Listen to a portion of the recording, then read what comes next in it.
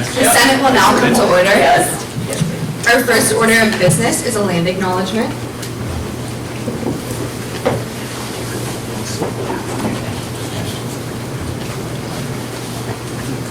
ASG acknowledges with respect that the land we are on today is the traditional and ancestral homelands of the Kumeyaay Nation. We recognize the indigenous peoples as original stewards of this land and all the relatives within it. As these words of acknowledgement are spoken and heard, the ties nations have to their traditional homelands are renewed and reaffirmed. Our next order of business is roll call. The clerk of the Senate will now take roll. Ann Alcori. Here. Andrea Arvisu. Here. Zevin Atisha. Here. Anissa Beckett. Roxy. Jolie Beagle. Here. Julia Capadonna. Here. Brooke Cluster. Here. Jameson Daytalk. Present. Cassandra Diaz. Here. Lucas Diaz Granados. Here. Angelica Galvin. Here. Lily Giovanelli. Here. Valentina Guerrero. Here. Takayla Heyman. Here. Osasovia Yoha. Here. Margaret Jelsma. Here. Alejandro Murillo. Here. Sean Paula. Here. Emma Peters. Here. Asta Saha. Here. Ava Serene. Here. Isabella Sevilla. Here. Thank you to the clerk. Our next order of business is approval of the agenda for today's Senate. The Academics Committee Chair. I move to approve the agenda from February 29th, 2024. Second. There's a motion on the floor having been seconded to approve the agenda. Is there any discussion? All those in favor, please raise your placards. All those opposed? Any abstentions? Motion passes. Our next order of business is approval of the minutes from February 22nd. Are there any motions? The Idea Committee Chair. I move to approve the minutes for February 22nd, 2024. Second. There's a motion on the floor having been seconded to approve the minutes from February 22nd, 2024. Is there any discussion? All those in favor, please raise your placards. All those opposed? Any abstentions? Motion passes. Our next item on the agenda is new business. First will be the presentation and discussion on university strategic planning by Dr. Michael Lovett-Collier. Thank you, Lily. Good afternoon, everyone. It's nice to be with you. I'm Michael Lovett-Collier. I'm the Vice President for Mission Integration. I'm Michael Lovett-Collier, the Vice President of Mission Integration. It's really an honor to be with you all today. Thank you for the invitation. Thank you for the time. I know you have a lot to do, so I appreciate the chance to share with you an update on the strategic planning process and to start a conversation that can continue after this. We definitely want to factor in as much as we can student voices, student perspectives, and student concerns into the plan. I've been at USD 17 years. I love this place. I hope you're having a great experience here. And I also wanted to share that when I was an undergrad a long time ago, not at USD, but a different school, I had a chance to serve in student government. It was one of the best things I did. So I hope you're having a great experience too. Thank you for your service for the university in this regard. Okay, here we go. Thanks. I'm gonna speak kind of quickly to go through the background because I'd like there to be enough time for conversation or questions or those kind of things. So if I start to go too fast, you can tell me to slow down. I'm gonna set a timer. Okay. So really quickly, strategic planning process is happening this year, and it's building on work we did last year related to revising the university's mission, vision, and value statements. Hopefully you might have heard something about that or maybe even seen those new statements. The idea was we knew we were going to have to redo the mission statement this year, the strategic plan this year, so we want to do that work first. Mission, vision, values clarifies what is our deepest purpose, where are we trying to go to, what values guide us. The strategic planning process then is, you've probably heard of SMART goals. How do we get really specific about making those things try to come to life? And SMART goals, are specific, measurable, actionable, realistic, time-bound. So the strategic planning process really builds on the mission statement process we did last year. And last year, Dr. Harris had the foresight to convene a group of people to get together to think about how are we going to approach a strategic planning process, giving it lots of time to think through the process. Process is so important. So we formed a Presidential Advisory Committee on the strategic plan. And he asked them to address these things. How long should the plan be?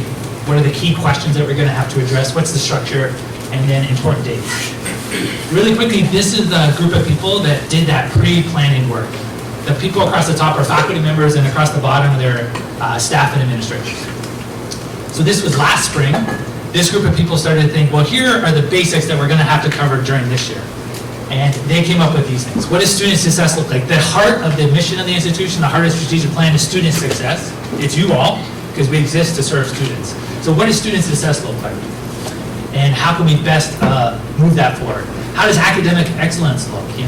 I don't know if you heard, but the average GPA of our incoming students who started in August was like 4.2. So wow, that's amazing. Academic excellence is in place. Right, in that regard is part of GPA, but are there other metrics that we want to think about carefully? And when we talk about what is academic success or academic excellence? What's the optimal enrollment? So how big should USD be? That's a big question, and that includes not only undergraduate, but also graduate schools. And there are limitations on that, like there's only so many beds in the residence halls, and there's only so many people that can fit in classrooms. But how big overall should the enrollment be? How do we continue to be a leader in our sustainability efforts? Caring for our common home, based on Pope Francis's encyclical called Laudato Si. And then the second set of questions that pre-planning group said that this planning process has to address in a very full way is how do we have a high degree of access, inclusion, diversity, and equity? Related to that, how do we fulfill our obligation to be a Hispanic serving institution? Not just Hispanic enrolling, but Hispanic serving. The next one is, are there partnerships we need to develop with other universities or other entities to help us accomplish all these important things? Number 8 is hugely important and pressing, is how do we develop a sustainable financial model? 80% of the university budget comes from tuition dollars. And one of the things that means is that we can't raise tuition. There's lots of things we like to do. I'd like to give everybody that works in my area a raise. The only way we could do that is if we charged you more. We don't want to do that. We want to start new programs that respond to the emerging needs of the world and interests of students. But most of our money comes from student tuition dollars, so we don't really want to raise tuition if we can help it. So that's one of the biggest challenges we face as an institution. And then the last one is, are there new programs that we should be offering?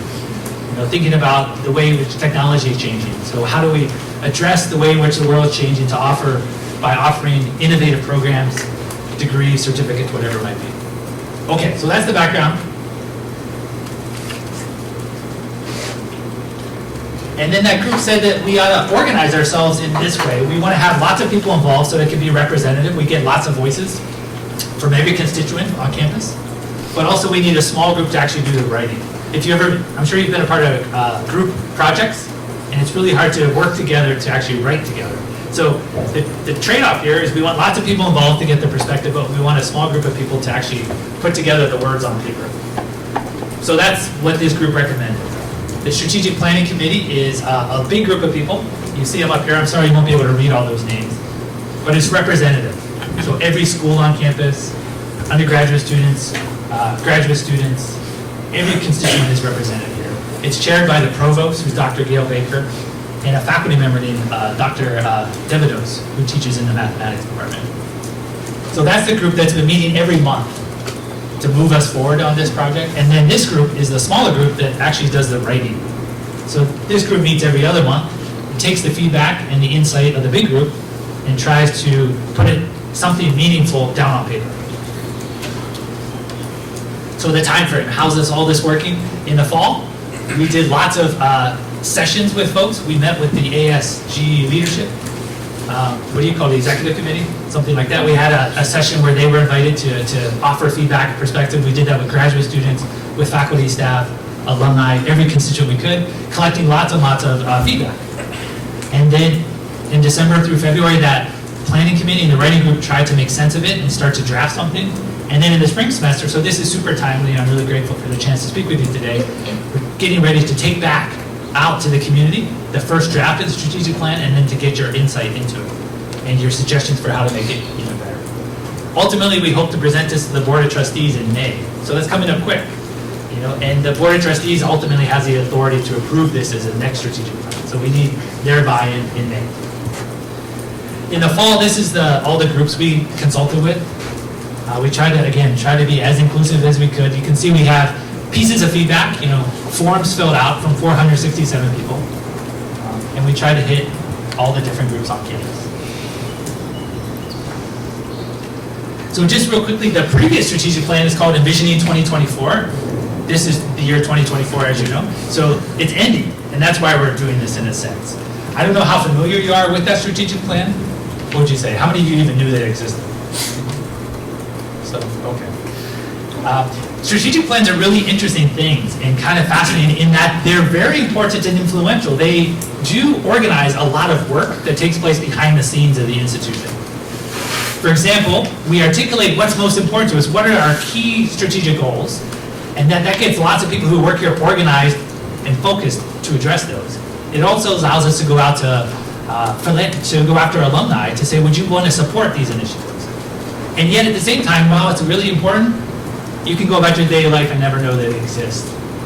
So I'm really glad to be able to talk with you today to make sure you know that it is happening, and we do want your input and your perspective on it. So in the previous strategic plan, there were these 6 pathways we identified as sort of most important goals for the university to move forward. And this was articulated back in 2015 and 16. Looking ahead to the year 2024, we thought liberal arts for the 21st century was key because we're a liberal arts institution, right? So that's the core of who we are. We want engaged scholarship, so we want students and faculty to be addressing the real challenges of the world. We're an anchor institution that's really important to us. We want to be great neighbors to our community members here in Linda Vista, wider San Diego community across the border in Tijuana, and really around the world. We can't be a great university if we're not a great neighbor. So that's what that gets to. And the Mulvaney Center is really a key way in which we do this. Access and inclusion. How do we make sure that, let's talk quickly. How do we make sure that students from all different kinds of backgrounds, especially socioeconomic backgrounds, have the ability to come to USD and thrive? We care for our common home. This is environmental sustainability and more, recognizing our commitment to address the challenges of climate change, and then practicing change making, because change making is a big part of who we are. So those were the big pathways from the previous strategic plan. And then out of those pathways, this is where it really gets granular, and so you might, tune out because it's so much information. But again, this is really important. This is what organizes lots of people on campus to how we organize our work. So the most important piece, as I mentioned, to any strategic plan are students, student learning and success. So we articulated these key initiatives, and we made sure that we addressed them over the course of that last strategic plan. You'll see the last one there on the list, the Wellness Center, is obviously coming online. So it's right at the end of this strategic plan, and it's great that it is actually going to open in the fall. The second goal is about strengthening diversity, justice, inclusive excellence. And you see some of the things we've done there that have been most promising. Of course, we still have lots of work to do there, but we have made good progress. I know Dr. Harris was with you last week, and I don't know if he said this, but it's something that I've heard him say a good number of times, something that a lot of us are very proud of, is the incoming class in the fall was the 8th year in a row that our incoming students was the most diverse class we've ever had. And so of the students who started last August, 51% of those identified as students of color, which is just awesome. We're making so much progress here. We still have a lot of progress to go. And not only do we want to recruit and enroll students from diverse backgrounds, we want to make sure that they feel like they matter and they belong and that this is their home. So that's another key piece of our work going forward. And then structural and operational effectiveness, we want to be super efficient in how we use our resources because they're limited, while we also want to provide you with the best possible learning environment. So one of the greatest things that has happened over recent years is some of the new spaces on campus, like the Learning Commons. That's a new building, as you can probably tell if you've been in there. The Canal School of Business obviously is a new building. The library was totally renovated and updated, awesome building to be in. So that was a big part of the accomplishments over the last 7 years. We're going to have to continue to do things like that because you know what building isn't so awesome? This one. So this one is overdue for that kind of renovation and upgrade. Is anybody live in Camino Founders the last couple of years? Right, those were totally upgraded. It used to be, students would say the last place you wanted to get placed, and now I think it's one of the best places. So we probably have to continue to do that kind of work at MAH or other parts of campus. And then one of the other things that we have to we had to work on before, and we're going to have to continue to work on hard, is how do we provide faculty and staff the very best place to work? And a lot of that has to do with compensation. San Diego is an incredibly expensive place to live. So we want the very best teachers and folks to come here to work, but we need to pay them in a way that will allow them to do that. So that's a big challenge. So we have to keep thinking about compensation. Again, the way that we get the money is from tuition. So it's hard to just give people a raise because there's only one lever we have to do that, and that's tuition increases. So you see that's that. And then the last one is our local connection as well as our global reputation. Some of you may know that if you walk around town and you tell people you work at USD or you go to USD, sometimes they say, oh, so San Diego State? I say, no. And then they might say, oh, so UCSD? It's like, no. So sometimes we're that third, big school that people think of. And it would be great if one day we could get to the place where we were the first place that people thought of. And unfortunately, sometimes when I tell people that, no, it's USD, then they'll say things like, oh, that school up on the hill, I've never been there. So that's the kind of thing we want to address. We want to invite the community here. We want to get out into the community and just kind of change that perception. Okay, I talked a lot. So the questions for today, I don't know, if you can remember some of those goals that I just talked about that we focused on in the last 7 years. I wonder if anybody have any perspective of the most important of those that you want us to continue or new directions you want us to move. Does that make sense? Is that too unclear? So again, the question that would be really helpful for me to take to the writing group and the strategic planning steering committee would be, what do you think is most important we've done the last 7 years? And what, if any, new directions would you like the institution to move in?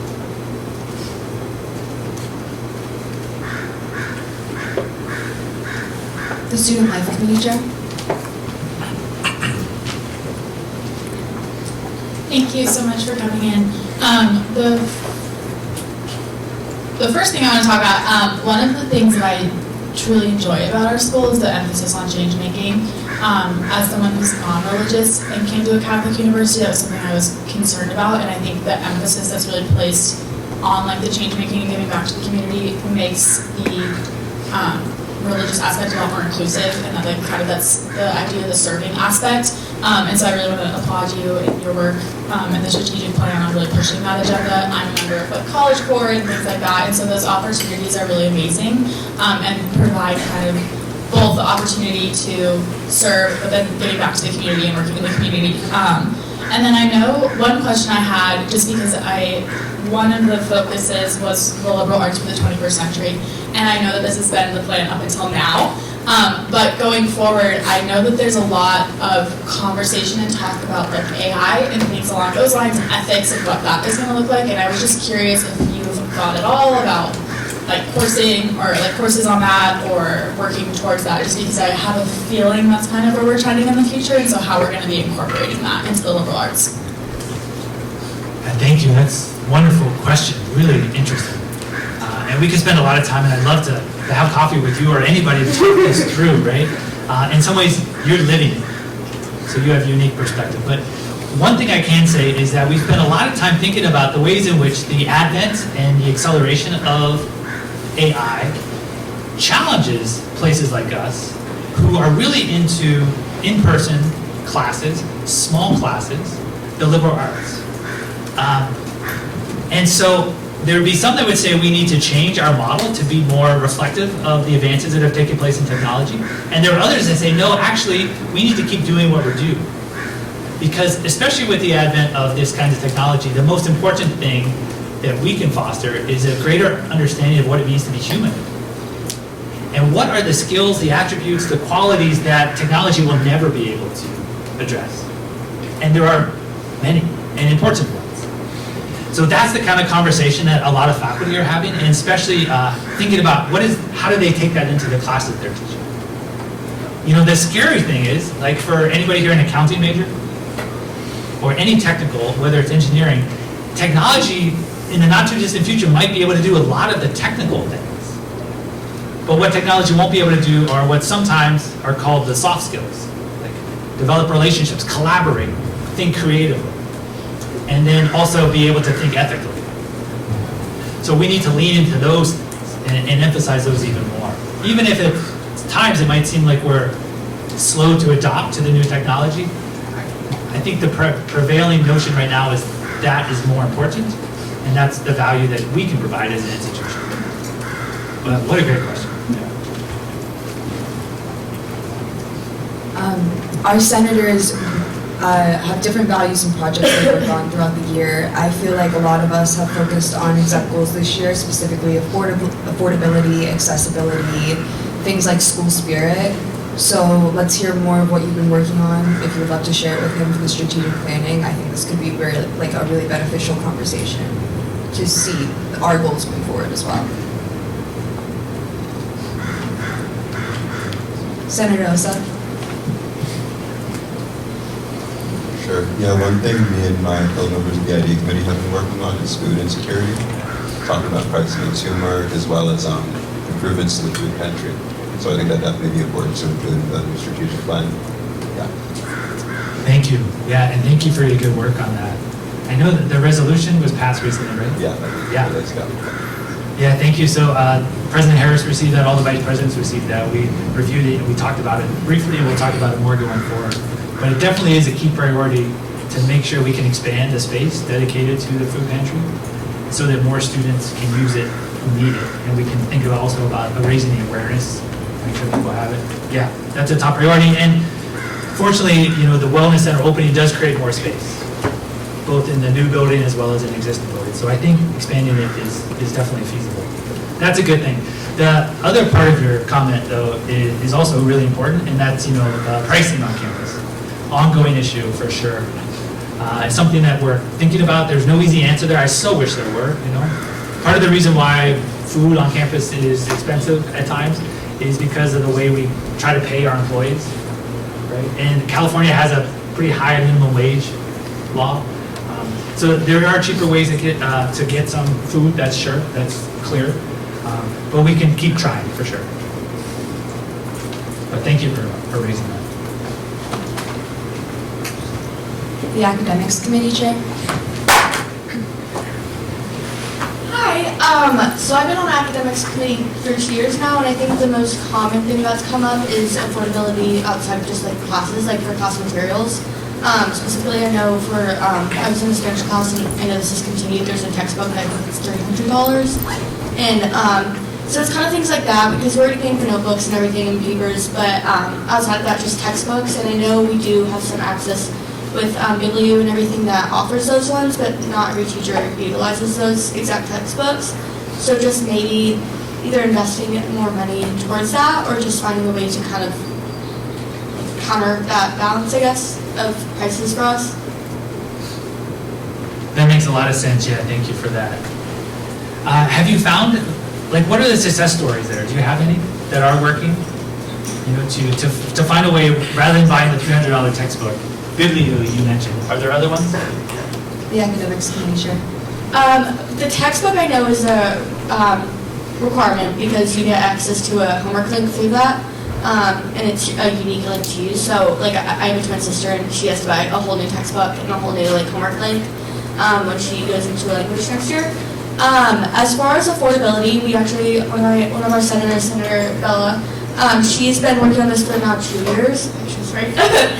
For 2 years, and she's been really focusing on getting Bibliu and resources like that a bit more, I guess, known to not only the student community but also faculty as well.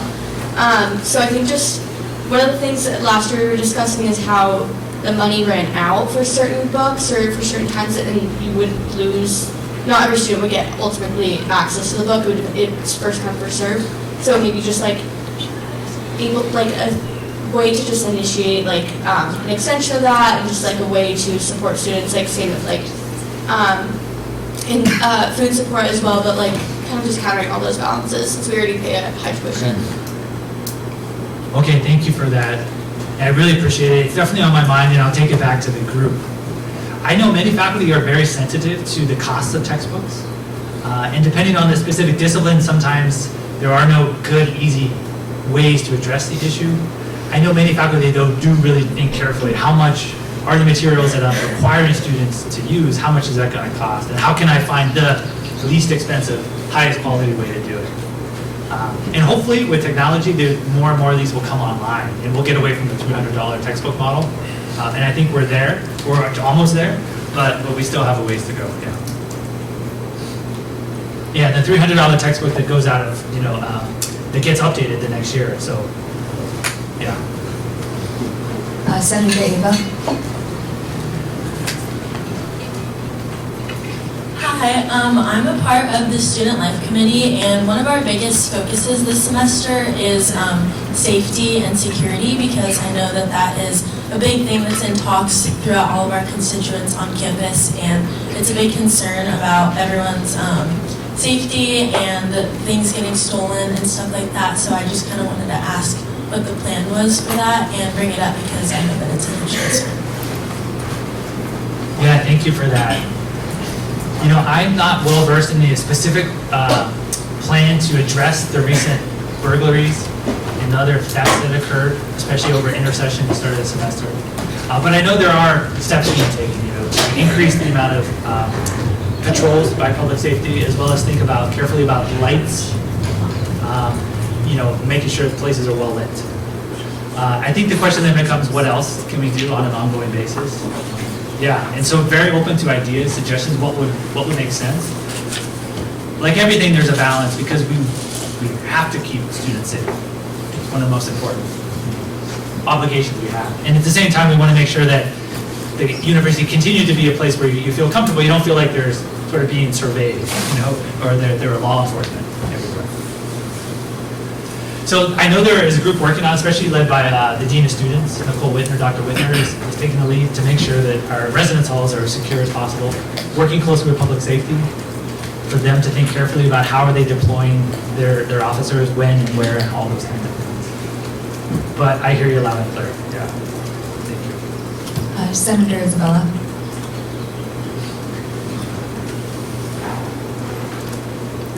Hi, thank you for, is this on? Perfect.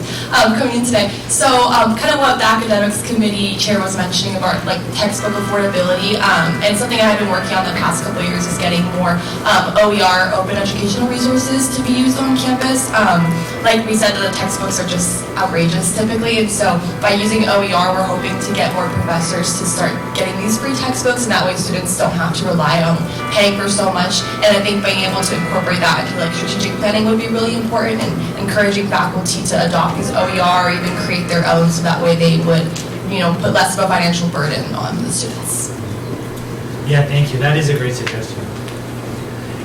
And I was thinking it through, but that helped put language on it. As we work with faculty when they come in, new faculty go through a pretty thorough and comprehensive new faculty orientation session, and we can definitely make sure that they get all the information that we can give them about OER and other ways to keep the price of textbooks down. Yeah. So that's a great suggestion. I'm going to remember that and pass that along to my colleagues who lead that, as well as there's the Center for Educational Excellence. And their role is to work with faculty about how they can do their teaching the best.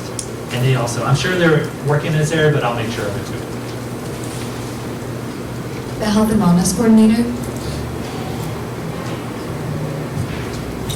Thank you so much for coming in. You were mentioning more so working with the community as well and trying to get them on campus and kind of us off campus. I'm also with the Student Life Committee, and we were definitely very interested in doing some events like that, maybe bringing some of the alumni on campus and just people from Linda Vista and the community doing a little farmers market, but just a lot of ideas. So I was just curious to see what exactly you had in mind on that schedule. Well, one of the great things about university is it's such a vibrant place with wonderful things happening almost all the time. Right? Sometimes it feels like there's too much to do. We could spend all of our time not even going to class, right? Or I could spend every night of the week on campus and never go home and see my family. Because there's so many great things to do. So how do we make sure that we're offering invitations to the community in ways that make sense, that they can receive and they can know that they're welcome? One of the challenges then becomes access and parking and those kinds of questions. So we really have to be strategic. We can't just say, like, you should come. That's not going to work. We have to be more focused and more thoughtful to say, like, this community or this school in Linda Vista, maybe your students could come to the campus for a special tour and maybe a play in one of our theaters on campus or something like that. So that's the level of thinking we have to get to. so that people know that we really do want them here and we're going to make it as easy as possible to overcome those challenges, which in some ways seem trivial, but they're not at all. Am I really welcome there? Where am I supposed to park? And then how do I find the right room? Because every building looks the same on campus, which is true. A few weeks ago, one nice example is through working with local Catholic schools, we're invited to basketball games on campus, both the women's game in the afternoon and the men's game at night. And so it was an unusually large and vibrant crowd at that game, which also addressed the school spirit. And lots of families were here with their kids, K through 8, to enjoy the basketball game. And they got like a reduced ticket price as well as a hot dog for like $8. So it was a great thing because lots of families came who otherwise wouldn't come, had an enjoyable time at the game, and hopefully feel like they can come back to future events. But that's the kind of, we have to figure out who's the partner in the community and how can we invite them here for something that would be meaningful to them. I think athletics is a possibility, and then all the arts that we do, whether it's plays or musical things or whatever it might be, art exhibitions. Senator Alejandro.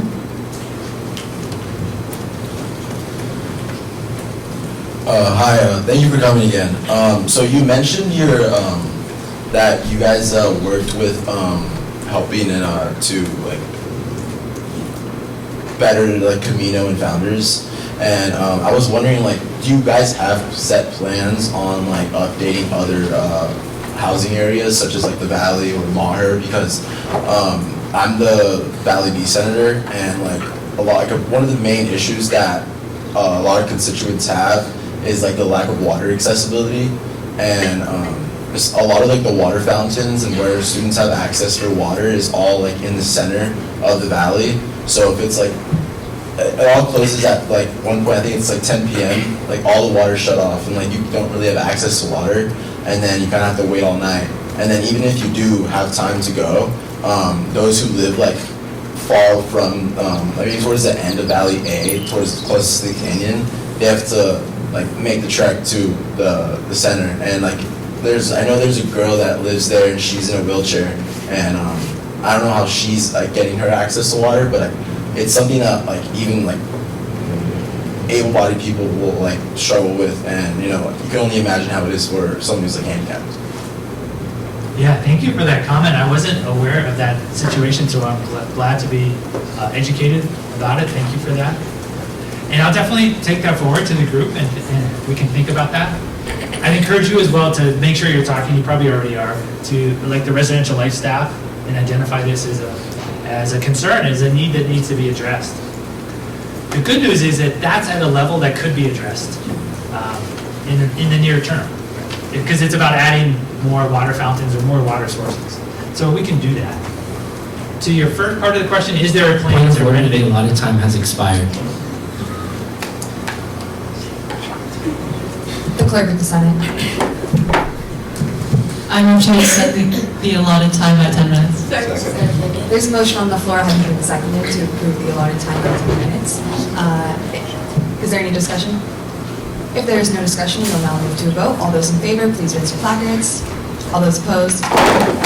Any abstentions? Motion passes. The time is extended by 10 minutes. Just to finish my thought there is a plan that I mentioned, the Renaissance plan. That was a part of the previous strategic plan. The idea in the new strategic plan would be Renaissance Plan 2. So continuing the work in Camino and Founders and the Learning Commons and the New School of Business, and moving sort of east on the Mesa. We addressed some of the buildings on the west part of campus, and those buildings are great. Now we have to address these other buildings that have been here. So Maher is probably the top of the list. And at some point, it'll probably be totally renovated the way Camino and Founders were, the residence hall spaces, to make sure that they're sort of state-of-the-art, top of the line spaces to live. And then we'll keep moving. So then eventually to the Valley as well. Some of the other buildings though that need to be addressed are like the law school is in desperate need of updating. And then I don't know if any of you have had classes or labs in Saints Hall. That's a building also that needs some significant upgrades. So in the next phase of this Renaissance plan, it'll be Maher, Saints Hall, and then maybe the law school or some other building. But definitely Maher and Saints.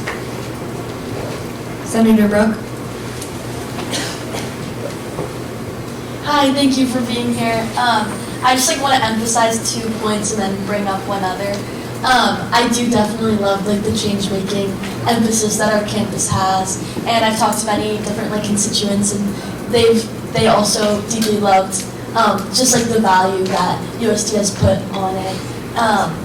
That being said, also as for the food insecurity project that Senator Oso was speaking about, I also have been working on a side project, working with the Changemaker Hub too, and we're creating a newsletter called Food Finds, and it's basically a newsletter that will go out to anyone that's food insecure. It's going out to the commuters as of right now, and then anyone that signed up prior last year, and we'll just update them with different fun events happening in the next upcoming weeks, sharing who will be giving out free food for them to enjoy, and then also increasing student involvement in activities as well as decreasing food waste on campus. And then also I wanted to bring up the flooding occurring in Maher. I know that you're talking about renovations, but I think this is something that might need a little bit more focus right now, especially my room itself actually. From personal experience, I know that we have different custodians that have put up a little wall against our door, but actually prior to my roommates and I's move-in, our entire room flooded and they had to renovate it.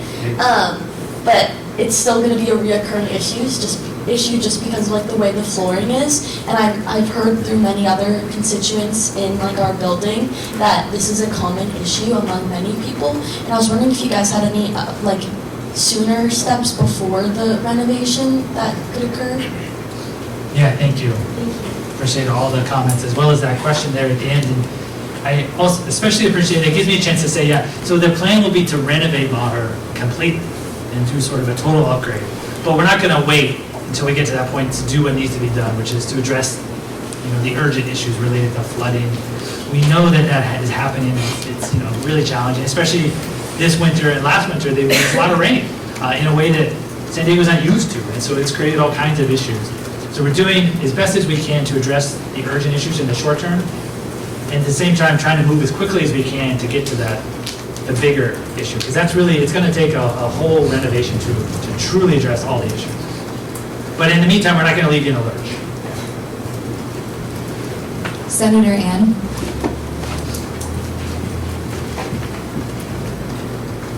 Hi, thank you so much for being here. One of the things that I as a science student and other science students are kind of concerned about is if you are a major in the natural sciences like chemistry, biology, and physics, you do not graduate with a Bachelor of Science, you graduate with a Bachelor of Arts. And we do very heavy science, our major is heavily science rather than arts, right?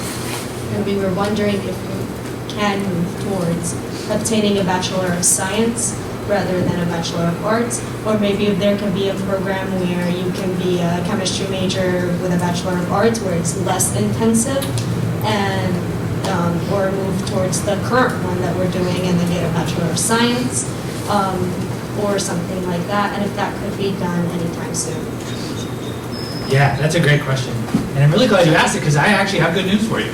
That is moving forward. And the Board of Trustees of the institution is actually meeting today and tomorrow. And there's a committee of the board called the Academic Affairs Committee, and they're addressing this very issue. And we fully expect that they will approve the change to a Bachelor of Science. In at least some of those disciplines, I'm not sure if they're all three, because you mentioned biochem and physics. I'm pretty sure it's bio and chem. And hopefully physics isn't far behind. What about biochemistry? Biochemistry, that's a good question. I'll find out. Okay. Yeah. But progress is happening, as we speak.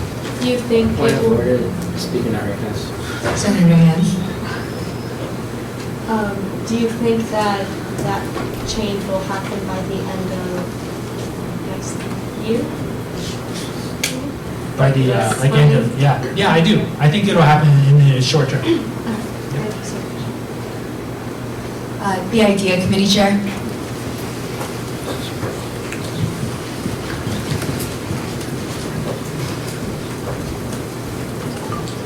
Hi, thank you so much for being here with us today.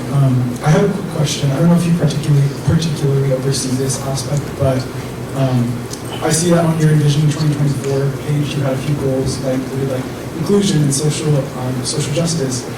I don't know if you know about the Fizz app, but I was just wondering, I think it's a great place for people to share things, but I know it can also be a place to spread hate. Are there any conversations happening at the administration level, or are there any future stances you can see of them taking, in moderation, or just really putting any stance out there of like how students should interact with this platform? That's a great question. I've only heard just a little bit about the Fizz app. So I would love, what would you think? What would be your recommendation? I don't know. I'm genuinely Point of order. Speaker not recognized by chair. The idea, committee chair. I'm not sure. I don't know. Okay. If others have ideas, it would be good to hear. Yeah, there is some of you probably know the app called Yik Yak. Yeah. And years ago, that was a real point of pain because it was a way in which students were, harming each other through their insensitive, bigoted comments. And so we really wrestled with, because, institutions can set up a geofencing where it doesn't work. But now we have to address that question again with Fizz. Yeah. But I don't know enough about it to speak in an informed way, so we'll need your help on that. Not just you, but students in general. The Chief Justice. Really quickly, because it was mentioned by a few of the different senators with food insecurity, this is going to be announced more heavily in the upcoming few days, but there is a Toreros Thrive Together campaign that is starting March 4th and will run the entire semester, or excuse me, the entire month of March, where anyone who buys anything at any auxiliary service at USD has the opportunity to donate to a lump sum that will go to the Torero Food Closet, the Torero Pantry, the Torero Closet, the Torero Pantry, and the Students in Need Fund, which is something that we're hoping to possibly get repeatedly done each following year, if that's something to look into as a way to help those students in need.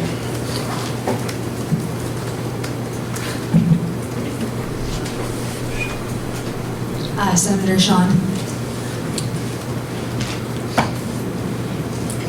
Thank you.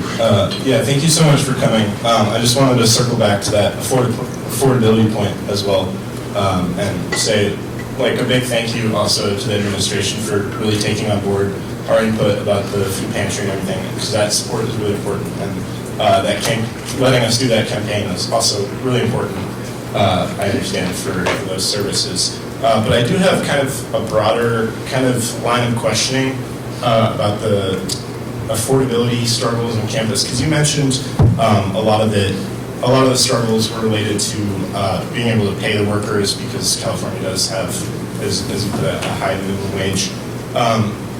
But I'm kind of confused here, because most other businesses in California have that same problem, and they're able to do that and be profitable, and auxiliary doesn't have that burden of being profitable. They're self-funded, but the goal isn't to generate profit, to my understanding. And so I'm kind of confused what the disconnect is, where the struggles for affordability are coming from, especially because most of auxiliaries workers are also part-time students who you're not paying benefits or anything for, which other businesses have to pay benefits and different services for full-time employees. So if you have any insight into that. And then also, if the Strategic Planning Committee is going to be kind of reevaluating this model, if it's not working out for improving affordability long-term on campus. Point of order, the allotted time has expired.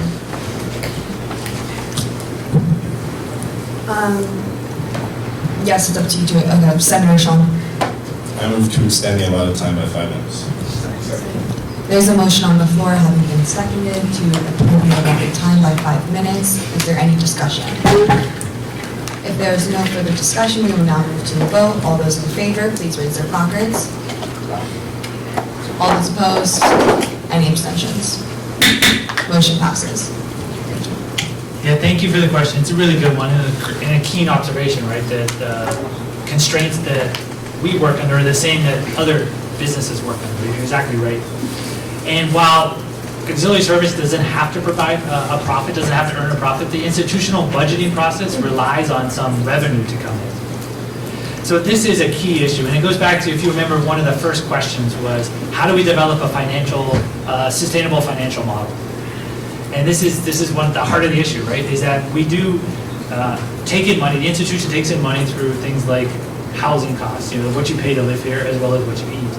And we use that money not only to cover those expenses, but also to fund some other important priorities. It would be great if we didn't do that, so that the cost of food and perhaps other things could come down. But that will require changing the basic assumptions of the budget model, which we need to keep working on, and we're moving in that direction. But unfortunately, I can't say it's going to happen, like in the next 3 months or so. But I think through this process, there's more and more attention being paid to the reality that we need to find new sources of revenue that don't involve you paying. Right? How do we generate revenue from other sources that we can then use to subsidize the cost of food or textbooks or tuition or whatever it might be. The sustainability coordinator.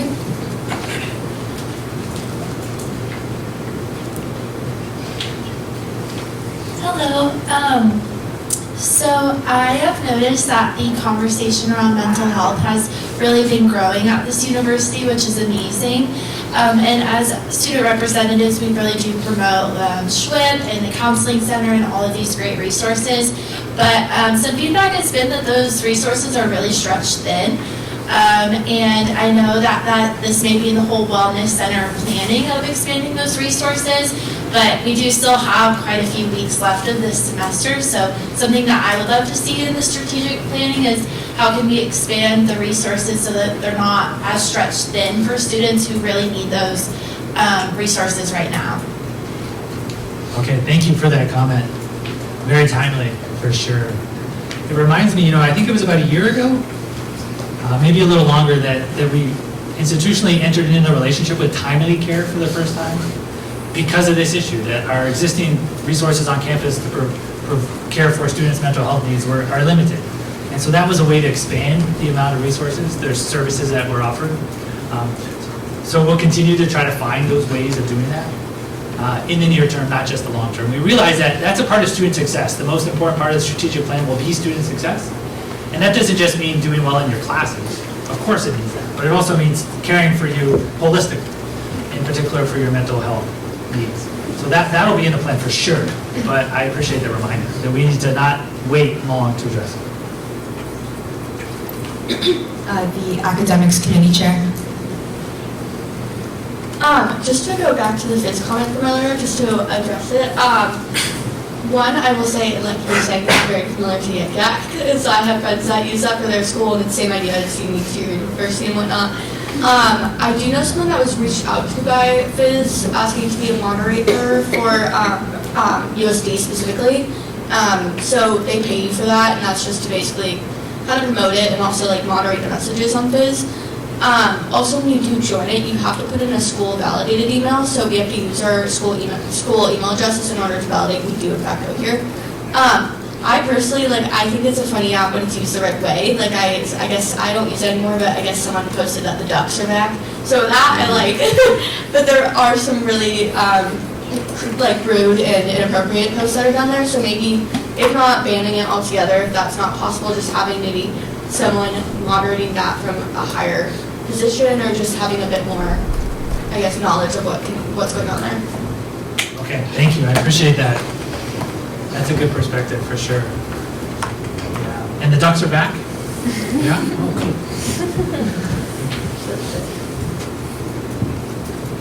cool. Okay, if there's no further discussion, we would like to thank you for coming. This was extremely helpful and a beneficial conversation for us, and I hope you as well. Yeah. Is there anything else you would like to share? No, I just want to thank you again, Lily, and everybody. I really will take your comments back to the theme, especially, one of the loudest themes obviously was food insecurity and affordability. I'm taking that back as a result of this conversation. So thank you for that. Other things as well. So if you said something about mental health, I'm not discounting that by any means. But those two themes in particular were loud and clear that are on your minds. So that we'll do everything we can to have that new plan address those themes. Thank you.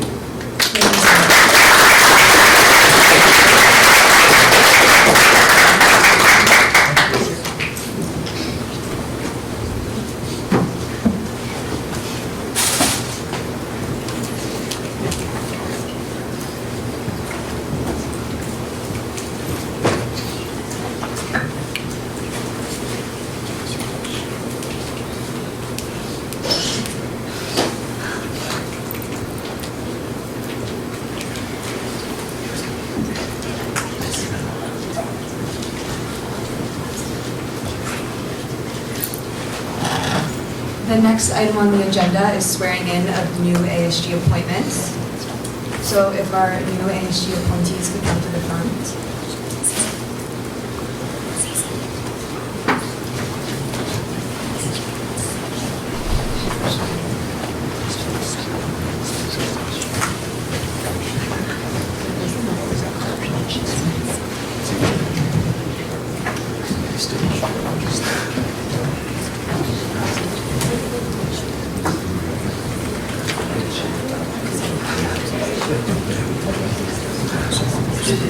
Sworn of personal privilege.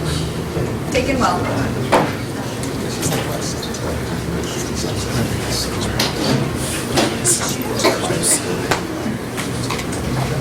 After each of the following questions, please respond, "I will." Will you demonstrate loyalty to the mission and goals of the University of San Diego? I will. Will you act within the Associated Student Government's Constitution and bylaws? I will. Will you be fair and just in the treatment of all, addressing issues and people without prejudice, and maintaining a positive working and learning environment? I will. Will you honor agreements and preserve confidentiality? I will. Will you be honest in and accountable for your actions and statements? I will. Will you demonstrate personal and professional integrity in all matters and respect ASG leaders, administrators, faculty, staff, and students? I will. Will you provide leadership in all your assigned duties? I will. Thank you. Okay, I next will read a phrase and just repeat after me.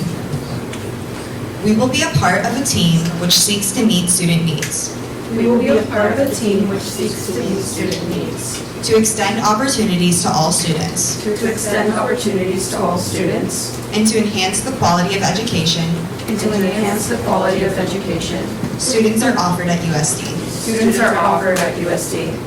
We will work with fellow members We will work with fellow members of the Associated Student Government of the Associated Student Government in a spirit of harmony and cooperation, in the spirit of harmony and cooperation, to the best of our ability. to the best of our ability. We will represent and serve We will represent and serve the Associated Student Government Body of the University of San Diego the Associated Student Government Body of the University of San Diego in all aspects of campus life. in all aspects of campus life. Okay, thank you so much.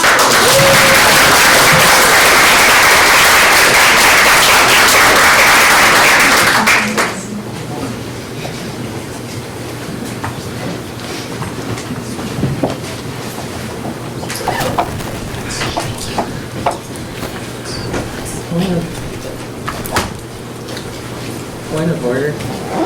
Senate confirmation is required for all executive appointment. Are there any motions on the floor? The Clerk of the Senate. I move to approve all the appointed ASG and TPB positions. There's a motion on the floor having been seconded. Is there any discussion? We will now move to a vote. All those in favor, please raise your placards. All those opposed? Any abstentions? Motion passes.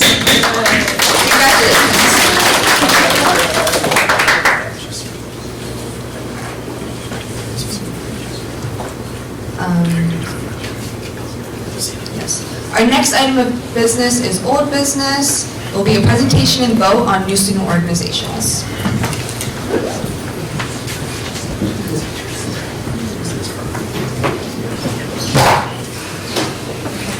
Alrighty, so we have one returning student organization, which is the Sustainability Club, and they will serve as a resource for USD students to get involved with sustainability resources. And their goals are to expand campus awareness and commitment, foster integration among academics and sustainability, build campus infrastructure that promotes sustainability, cultivate the capacity of individuals, serve as a suitability resource for the San Diego community, engage internal and external partnerships, commitment to make the campus more sustainable, and increase environmental stewardship among students, faculty, and staff at USD. And then we have two new student organizations. So the first one is the Watch Club of USD, and their mission is, the purpose of this organization is to learn about the watch marketplace and how to buy and sell watches while meeting people with similar interests. And their goals are to allow students to find a niche subject they can pursue and enjoy like a hobby, to facilitate a great network of people that enjoy talking about watches and improve students' well-being on campus while learning some sorts of practices and economic strategies.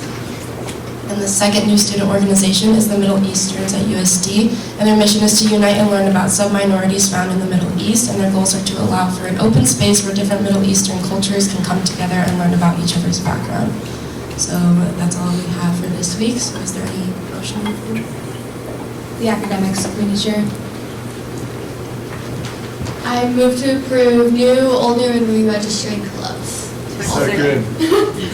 There's a motion on the floor to approve registering new, old, new, and re-registering clubs. Is there any discussion? If you're a part of the club, you must abstain from the vote. Thank you. Okay, if there's no further discussion, we will now move to a vote. All those in favor, please raise your placards. All those opposed? Any abstentions? Motion passes.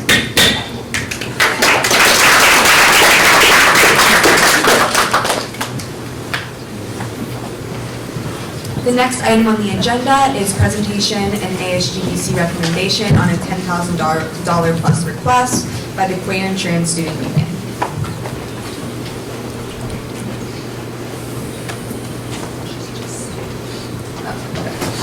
So to pick up where we left off from last Senate meeting,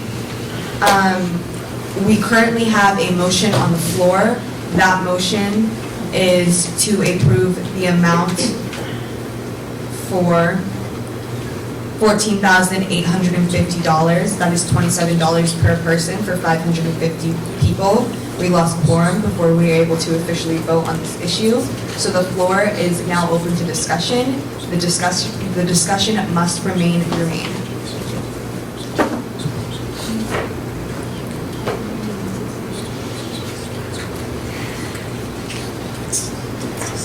The Student Life Committee Chair. This is a question for Galen. I was just wondering if there's an update on how much ASGBC funding has been used.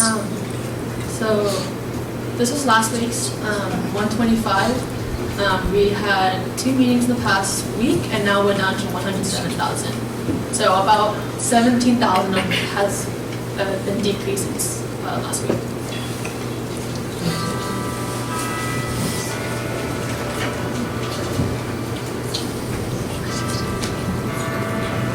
Is there any discussion, motion to amend, approve, or deny? The Sustainability Coordinator. I move to approve the tabled motion for $14,850 lump sum amount. Point of order. The motion has been laid on the table already. It was never postponed. It's active currently. I move to call it to question. Okay, this vote, to clarify, is just to vote if we are going to vote on the motion. So this is not for the approved funding. Okay. We will now move to the vote to call the question. All those in favor, please raise your placards. All those opposed? Any abstentions? Motion passes. There's a motion on the floor to approve the Queer and Trans Club funding for $14,850. All those in favor, please raise your placards. All those opposed? Any abstentions? Motion fails. The Student Life Committee Chair. Okay, so I think the big question that we have is the number that we're going to pick. I think we're all pretty clear on the $27 that we're going to multiply by that. And so in knowing that and going forward, I think it would be helpful if we're able to kind of figure out a way to do that, which is why I propose that we take the average of the amount that they suggested, the $650, with the $250 that they had last year for a total of $450 and multiply that by 27.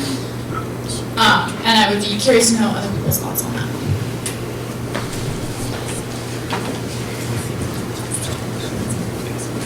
Student Org Committee Chair. I know that the petition went around, so I was wondering if anyone in either from the Cutie Club or on the Senate had any updates about what that looked like. I know it was an interest petition, but I would just like to know if we have any set numbers from that, because it was going around, I believe, like all grades, and there was like it was sent to many group chats and different organizations, and it was brought to our attention. So does anyone have any set number as to what that petition looks like as of right now? A reminder, if anyone from the public would like to speak, a senator must see their time. The Academics Committee Chair. I yield my time to a member of the public.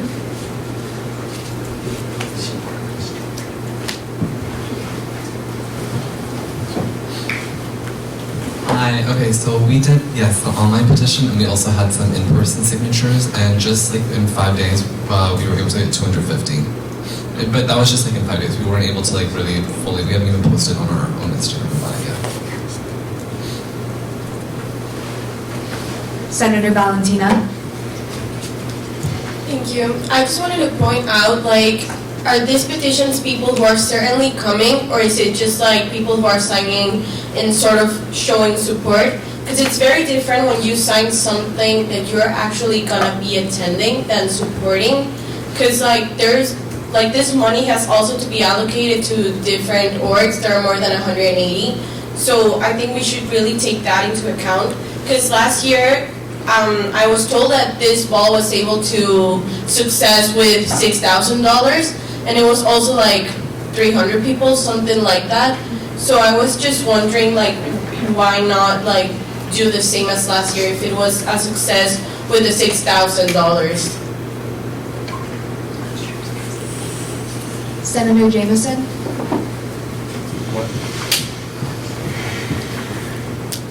That was a long time ago. Sorry. This is my time. The Clerk of the Senate. I yield my time to a member of the public. So just to answer that, we are expecting around like double what we had last year. So last year we kind of just barely passed the 250 mark, and this year we're expecting to double that. So that's why more people, more money. And last year, even with that amount, it was still very difficult to pull off what we did.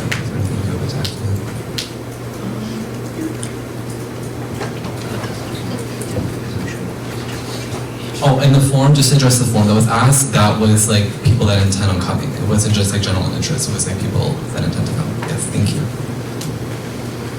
The Academics Committee Chair. This is going back to what the Student Life Committee Chair mentioned about doing 450 students as like our average. I personally really agree with that, and I think the price would be something that everyone could likely agree a bit more on. Obviously, I want your opinion, but it would come out to $12,150. To me, I think, one, the event is expanding. So last year was kind of like their starting of it. Like it really, I think it was like smaller really than what they're aiming for this year. And in order to accommodate for that many more people that they're expecting, they do need an increase in budget. So 6,000 in my opinion is definitely way too low. I think the 12,000 gives them a lot of room to like balance all the requests and also to prepare for next year and following years. Thank you for that. Senator Ahn.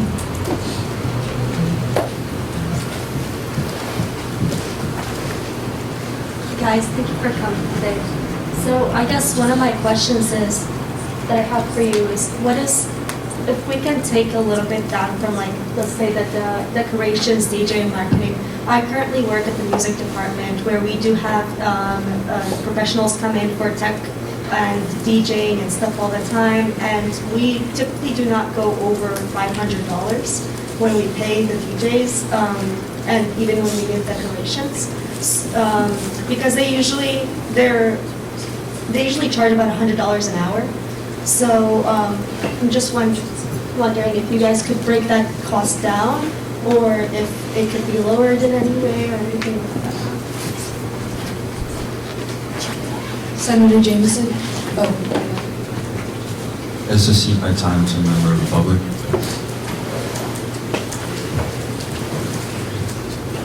So just to answer that real quick, that DJ we're booking, just like the DJ Feel Moment, it includes also the open air photo booth and cold sparklers, as well as they throw in some like complimentary lighting since it's like a package deal. So I just want to emphasize that it's not just strictly the DJ. As far as like the decorations budget, we, especially for like the red carpet, we want to have stuff we can use like every year, especially for our non-senior board members. We want to make it very easy to facilitate this event in the future. I think that's, yeah. Does that answer the question? The idea committee chair. I personally think that 12,150 is a very fair number, and I think we also have to keep in mind what the athletics coordinator said last time, which is that if we fund them for only paper decorations, they're going to keep coming back and requesting funding, whereas if we do it this time, we give them the money to get proper decorations, we're not going to be in this situation. So. Senator Osa. Yeah, I see the time to vote for the public. Senator Sean. Oh, to the member of the public? Or you're ceding your I just time? cede my time. Yes, Senator Sean. Okay, thank you. Yeah, I just wanted to clarify, if maybe a member of the public could answer this question. I think there was some confusion about which decorations or whether decorations would be purchased or rented, and if so, which ones, and what the price point of those would be. Because, yeah, thank you for the breakdown. But we don't have a really itemized list here. It's just kind of general categories. So it'd be really cool if we could get some insight into what exactly would be reused and how much money you would need to get something that's reusable. And just so we know we're not just paying for something that gets used once. Thanks. Senator Valentino. Thank you. I also agree with Senator Sean. Since we're getting this big amount of money presented, it would be better if the categories could be broken up into how much of this money is going to what, where this gonna be hired, or exactly what decorations are gonna be reused, especially since it's such a big number what we are dealing with. Senator Jameson. Cede my time to the public.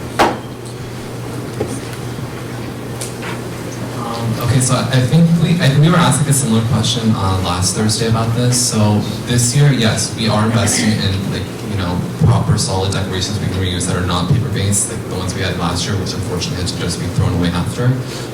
The drapes is a rental, but everything else, that is we're going to be using. So the red carpet, the backdrops for the red carpet, the lighting for the red carpet, tablecloths, any lighting and fire machines. Also that way we don't have to go through rental companies as well. So it is a combo, but we are primarily focusing on the decorations that will be reused. The academics committee chair. Just to see where everyone is at, I'm going to make a motion for the 12,150. So I move to approve $12,150 in a lump sum. There's a motion on the floor having been seconded to approve the amount for $12,150. Is there any discussion? Senator Brooke. Hi, sorry. I also unfortunately was not able to make it last Senate, so I'm catching up a little bit here. But I would just love a little bit more just breakdown. I know for different events that I do, even for Maher, I've had to do spreadsheets on very specific, even Amazon items that we have to get. So just hearing a little bit more about your guys' plan, I'd love to hear that. Thank you. Point of order. A motion is on the floor. Discussion must remain germane to the motion. Sorry. That's right. If there is no further discussion, we will now move to a vote. All those in favor, please raise your placards.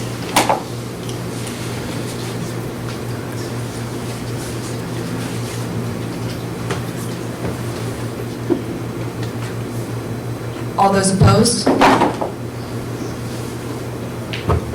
Any abstentions?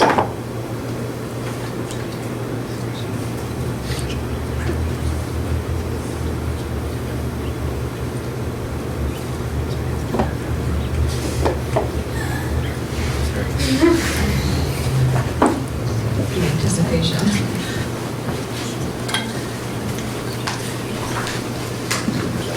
Motion fails.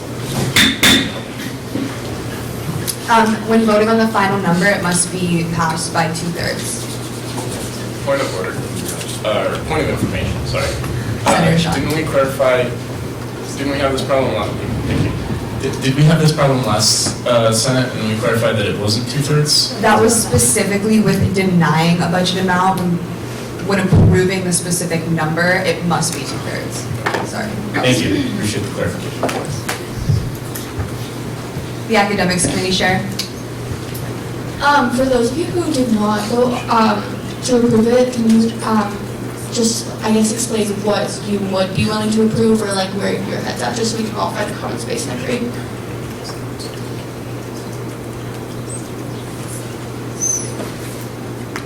Senator Valentina. Yeah, just some kind of presentation, the breakdown. For example, the marketing, $1,000. It just seems a little like a lot from my perspective. For example, I feel like cutting off this budget's like, I feel like with $10,000 it could be enough and be a success, but that's my perspective. Senator Asta.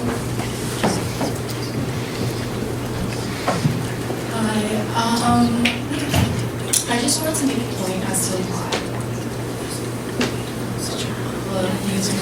Okay, well, for me, I did not approve of this because the general interest form, well, one, it was a general interest form that QES was sending around, and that was mentioned before, so that is not going to be the amount of people that will be coming. I wanted to just justify that, for one.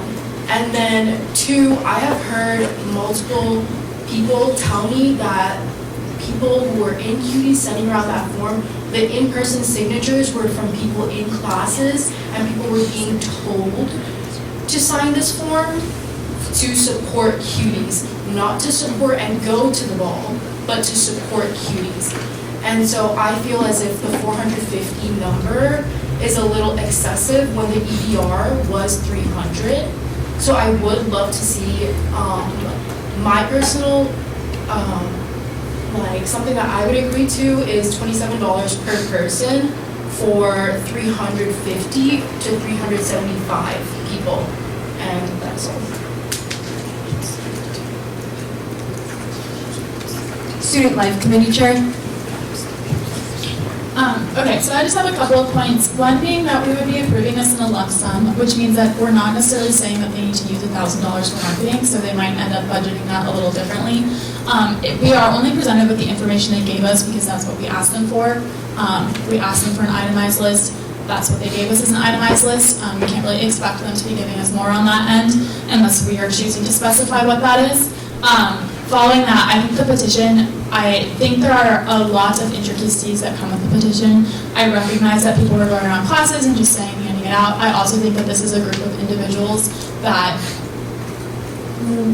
it's on a Catholic campus can be hard to show support for or to acknowledge and show interest in. And so I think that for that reason that the petition shouldn't be something that we necessarily base our numbers off of, which is why, again, I went with the average. And then I think finally going to that, I think it is important to acknowledge that we are on a Catholic campus and that this is a group that has been marginalized by campuses like that. And I know the LGBTQ comment just posted today in remembrance of 3 trans individuals that were killed this month. And I know that this is a new student organization and I think that we need to demonstrate our support for them. And I think acknowledging they've made a really excellent point that they're really going to try and reuse this stuff and that they're really trying to make an effort. And so for that, I hope that answers some questions. Senator Paulina. Thank you. So I did just get to Senate today, so I'm also like kind of, in this proposal like in the middle of it. So circling back to what Senator Brooks said, I would love for someone in the public to give like a really quick debrief on what the event is about, because I have been hearing a lot of information about it, but I would love to circle back to what the basis of this is. The Academics Committee Chair.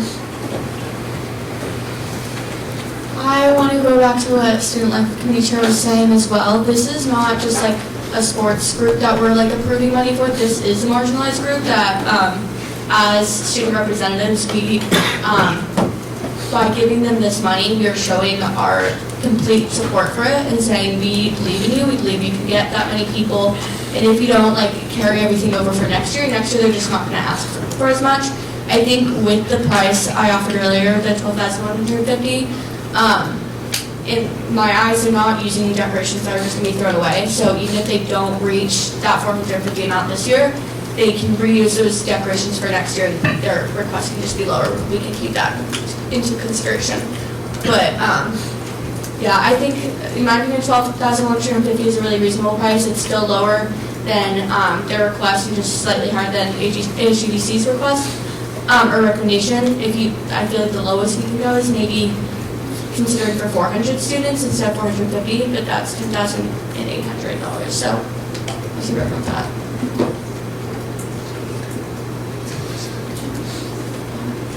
Senator Osa. For information purposes, I see you might come to member of the public.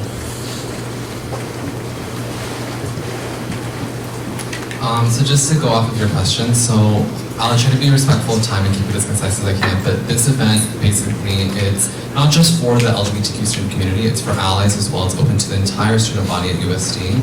It incorporates like elements of prom, the Met Gala, and the Vogue ballroom scene and culture and everything. What's really important about this event, it's a safe space. And I know a lot of that word is thrown around a lot and some people take it for granted, but like this space is very important to the queer and trans students on campus. Like there is no other space like this. There is no other LGBTQ-led event for students, by students.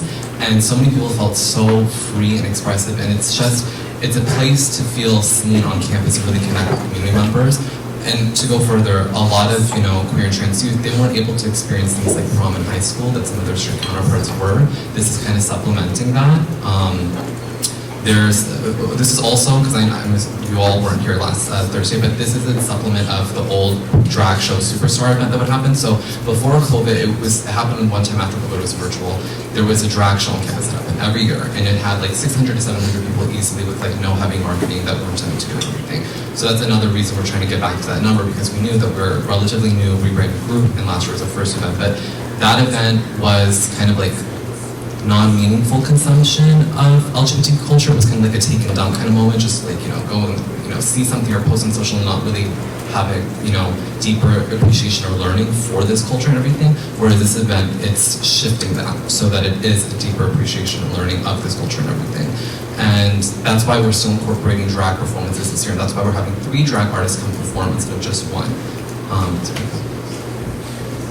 Oh, and just to clarify with the EMS thing real quick, because I keep hearing this like 300 number brought up, that booking was a backup booking, and even online, we took a screenshot, you cannot even do more than 480 on a booking for the guest thing. And we only thought it was important to clarify the number we wanted on this funding request. We didn't know the EMS thing, because we've had to change our date like multiple times as well. So on the funding request, it was 500 to 650, because that is what we are expecting. We're expecting like a little over 500, and 650 is like actually the max you can hold when you see Form ABC, because after that it's like a safety hazard. That's it. Senator Osa. Student Org Committee Chair.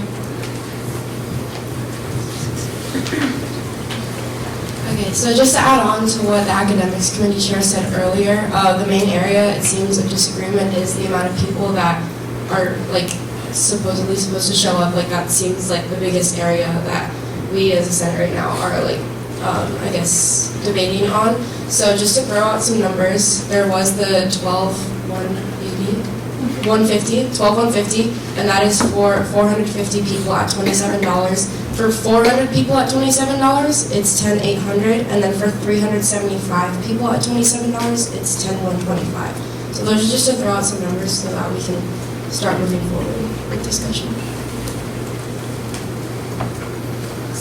The Clerk of the Senate. Okay, so I understand the perspective I've heard from some senators who are advocating for the ASGBC recommendation, and I understand that part. I know that following the HGBC guidelines to a T makes it a black and white situation and makes it easy in our minds to maintain consistency across all organizations, mainly because all undergraduate students pay the same student activity fee. However, I do feel that something important to consider is if these students that pay that activity fee share the same experience and have the same, sorry, I wrote notes because I didn't want to forget anything. And if all students that pay that activity fee have the same uplifting and inclusive experience. And because Cuties comes from a marginalized community on campus, and as it is a part of our mission and goals, especially on student government, to improve the experiences of these students, I think that we are warranted in this case to go beyond the HGBC funding guidelines. And so I would say that I still agree with the student life committee chairs, well, and the academic committee chairs number previously. So I heavily encourage you all to reconsider, and with that, I move to approve Cuties for a... Point of order, the allotted time has expired.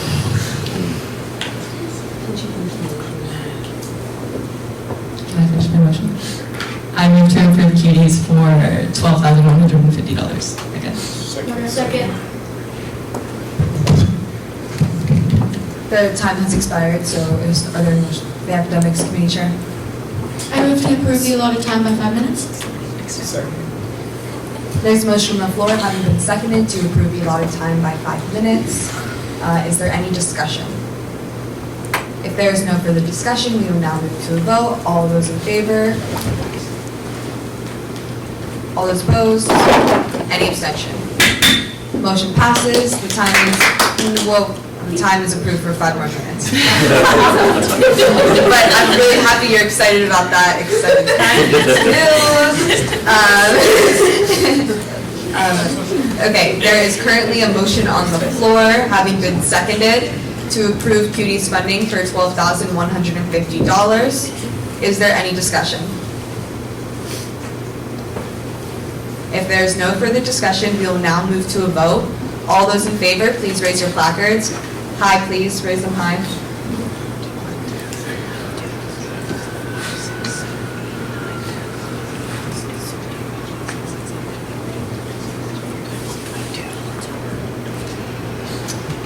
All those opposed?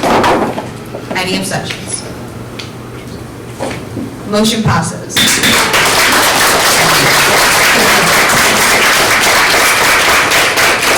These have been approved for $12,150.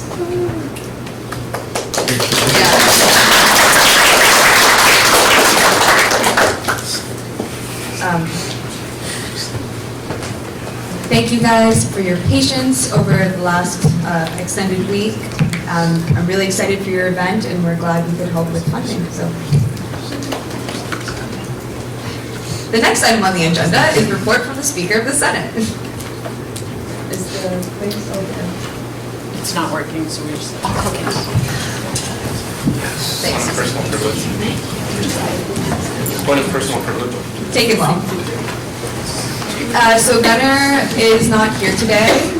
He is encouraging all of the senators to pick things up.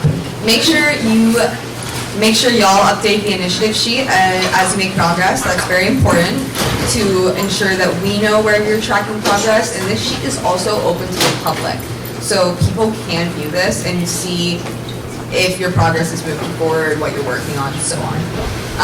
Update on attendance.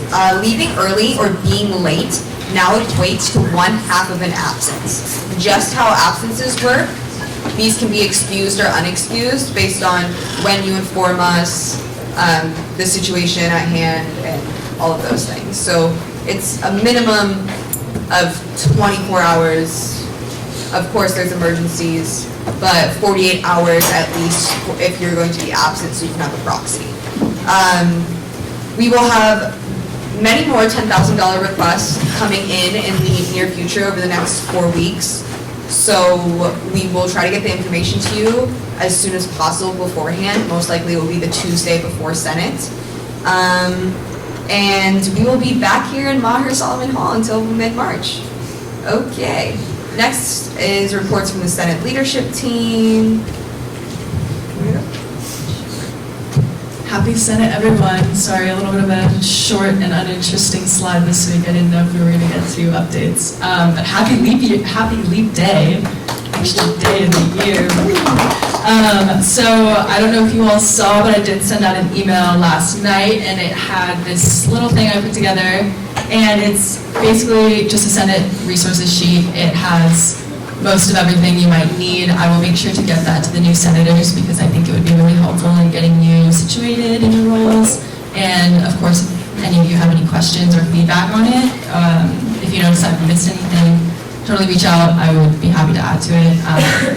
And Senate Initiatives Fund, I believe we approved requests for Senator Brooke and the athletics coordinator, and there are some that I'm blanking on, but congratulations to you all. And we have still quite a bit of money left in the fund, so please be sure to keep those requests rolling in. The Vice President wants to remind everyone that research grants are out and to tell your constituents. And yes, this Senate resource sheet is super awesome, and CC worked really hard on it, and it looks really great. And yes, we are still a resource. You can text, email us at any time, but maybe check the resource sheet first, because it might have exactly what you're looking for. Linked, too. She linked everything, hyperlinked.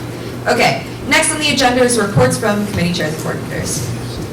Point of personal privilege. Take it. So excuse how excited I got. I'm really passionate about extending time apparently. So excuse that. But these are, I believe, last week's updates, but they're pretty similar to this week. A little insight on what the academics committee is working on. Continuing last semester's work into publicizing the office hours. We got a lot of progress with that, so just kind of moving that along. Getting more feedback, like I mentioned earlier in our presentation, on free textbooks that teachers can start utilizing. We also want to kind of speed up the grant review process by making guidelines for it, so we have a bit more of an easy time being a bit more objective when it comes to them. And then also kind of getting around more vending machines and food availability. That said, I did get the information from that form, so thank you for everyone who did it. I plan to work with the committee to make one to start sending out to all constituents. So thank you, and if you have any questions, let me know.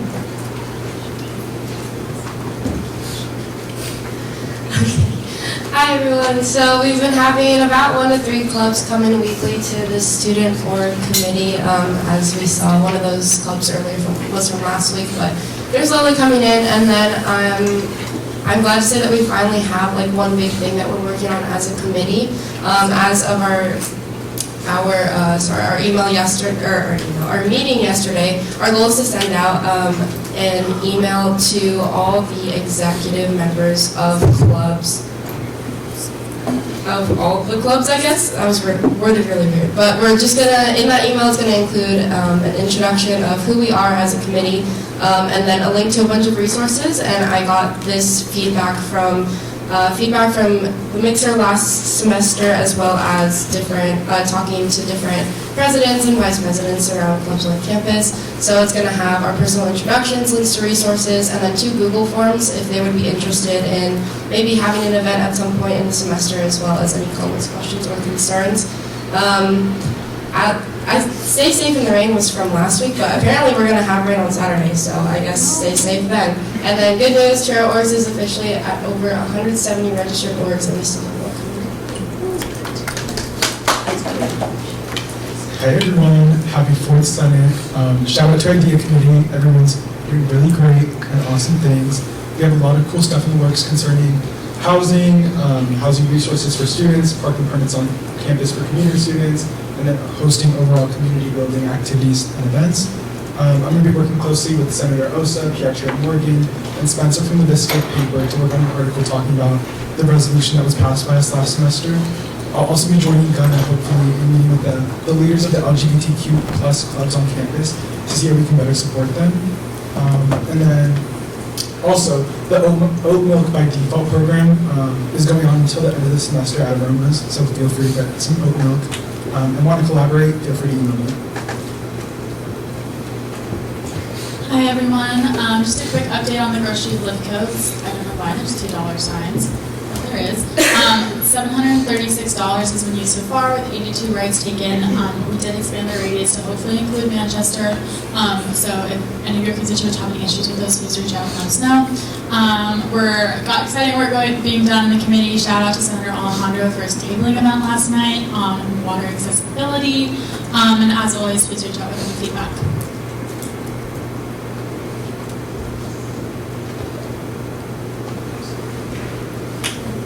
Hi, Anissa couldn't be here today, so I'm filling in for her, but she has an initiative funding request that has been approved for the Women's History Month tailgate event on Friday, March 15th at 3 p.m. on Manchester Field. She met with the Panhellenic leadership team yesterday to talk about the event, so it will be co-sponsored in order to hopefully encourage more attendance and activities, including the Panhellenic women. She will be sending out a volunteer sheet, so please be on the lookout.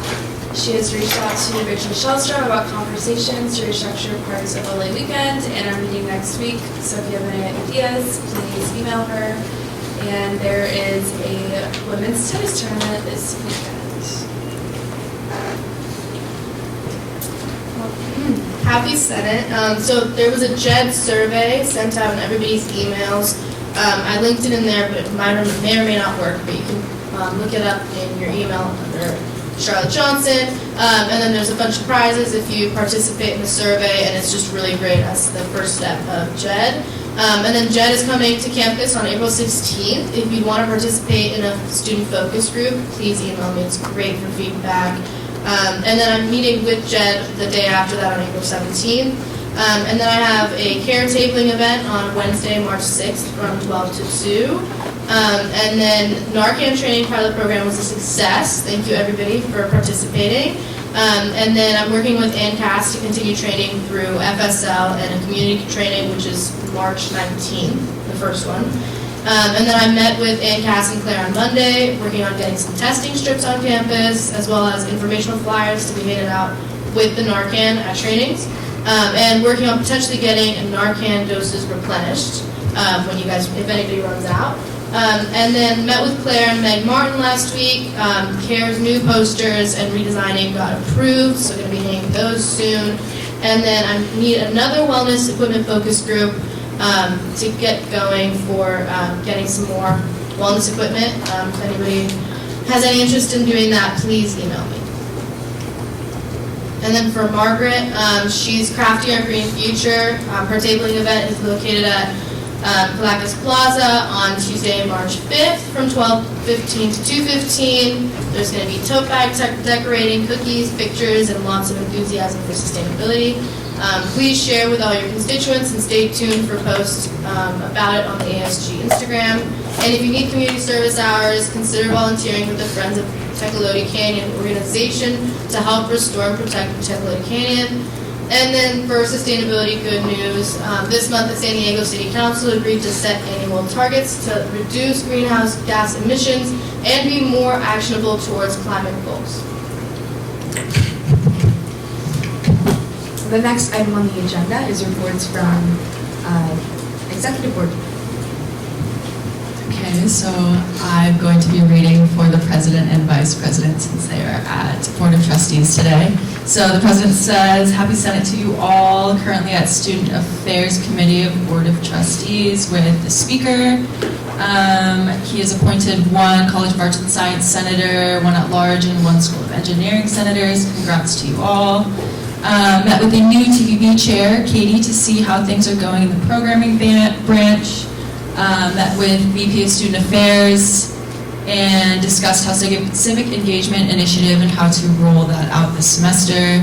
Met with the newly elected IFC president, I have also met with the newly elected IFC president tomorrow to discuss how we can continue to bridge the gap between ASG and Greek life. And the Toreros Thrive Together campaign with Auxiliary and the Chief Justice, Finance Chair, and PR Chair coming March 4th. And we'll be attending the Wellness Building Showcase meeting later today. And then for the Vice President, currently at University Senate, and is sad she hasn't been able to make any Senate meetings yet. Undergraduate research and travel grant applications were released on February 26th, so inform your constituents constituents, and look out for the flyer on Instagram, repost it if you can. Applications close on March 22nd. Her Ramadan interest survey will be sent out this week by Student Affairs. Also let your constituents know about that. And working with Dr. Sumner and Senator Zevin on accessibility of professors' office hours on the USD website. And if you have any questions, feel free to email her. All right, hello everyone. Funny thing back up here, but updates really quick. Judicial Branch had our first parking reappeals meeting this semester on Tuesday, February 20th. As the president's updates included himself, the finance chair, myself, and the PR chair had a meeting with Jim Derrico to finalize the Tutorials Thrive Together campaign, which I mentioned earlier. Just to provide some information, it is starting on March 4th, which is next month, or this upcoming Monday, and will run through the entire month. We're doing it as a bit of a pilot program to see how much support we get on campus. Everywhere you go on campus where you can pay and buy for stuff, it will be implemented. It's just a way to support students in need on campus. Feel free to reach out to any of us if you have any more questions. Flyers and information should be sent out soon. Additionally, also on Monday, the ASG application opens up. If you are planning on returning, you must fill this out. This goes for elected and appointed positions. Everyone, please. I realize it's soon, but starting Monday, feel free to get it done. Elected positions are due March 31st, I believe the deadline closes. So be on the lookout for that. Also had a lunch meeting with the Academics Committee Chair as we were both starting as members of the selection committee for the first director of the new Wellness Center, and still working on constitutional amendments, hopefully bringing that to Senate within the next 2 or 3 weeks. As always, if you have any questions, feel free to reach out to me, ASG Chief Justice at San Diego.edu, and as always, the finance tree stuff up there on the slide.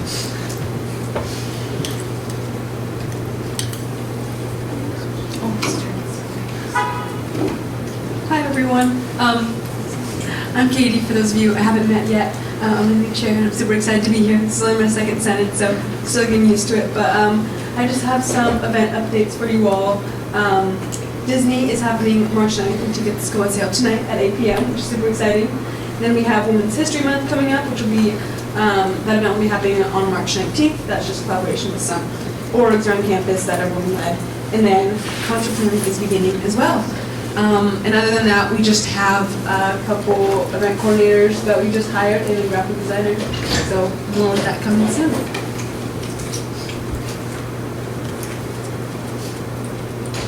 Hi everyone, so Jordan couldn't be here because he's at the Finance Committee Board of Trustees. That slide is not updated to what he has on this one, so I'm just going to read off this one real quick. So he said he's launching to Thrive Together fundraising campaign with the ASG President, Chief Justice, and that will roll out for the month of March, and you will be able to donate at every register on campus. He sent out all the Get Involved decisions earlier this week, and almost all the funds that were allocated this semester have been used. ASG Budget Committee has been receiving a lot of requests. It's about 30 per week, 30 to 35. And then we will be presenting at Senate for the next 3 to 4 weeks for other 10K requests. We currently have 4. And then as of now, we've allocated 67,000 ASGBC funds so far out of a $175,000 budget, which is, I guess, now would be about 75, about 79 with duties. And reach out to ASG Finance at San Diego BDU if any questions. I'm going to read for the Public Relations Chair. She says, "Happy Thursday, currently out sick right now, so please email her if you need to get a hold of her." This week she met with Russell Yost, who is the Associate VP of Marketing and Communications here at USD, to talk about marketing on social media and possibly putting together an event for students commemorating the 75th anniversary of USD. As well as other exec members have mentioned, the Tutorial Thrive campaign, which starts March 4th to the March 31st. Marketing materials will be going out soon, so stay tuned for that. A reminder, all marketing request forms have to be submitted 2 weeks in advance. So submit it when you submit your EMS reservations. If another department has made a flyer and posted on their Instagram, make sure you can always put that on the form so she can repost it, or if you tell them to tag ASG, they can always repost it that way, and you can reach her email there and follow the socials. As for my slide, I said hello and happy Thursday. Some things to mark your calendars for. We have our first bonding event of the semester, we're going bowling on March 8th, 6:30 to 8:30. You can click the RSVP Google form on the slides, or I sent you an email with the risk and liability form, which you all have to submit to go. Have to. Just a reminder, a tentative date for the end of the year banquet is May 5th. Reminders, office hours logs due every Sunday. Update your Google Calendar, and please make sure the office is clean. You can see the pictures on the side, not cool. So thank you, and if you miss training on the 5th, make sure you turn in all your work.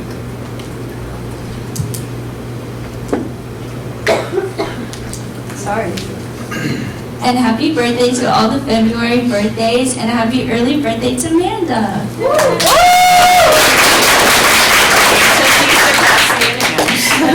Of course, I hope you enjoyed your cookies. Yes, in the cabinet with the napkins and plates, there's like Clorox wipes and just napkins in case you spill anything or anything like that. Yeah, need to wipe something down or like clean up crumbs. Yeah, all great things. Okay. Everyone, thank you for being attentive this Senate. I know it was very long and it's 2:13, so are there any motions, Student Life Committee Chair?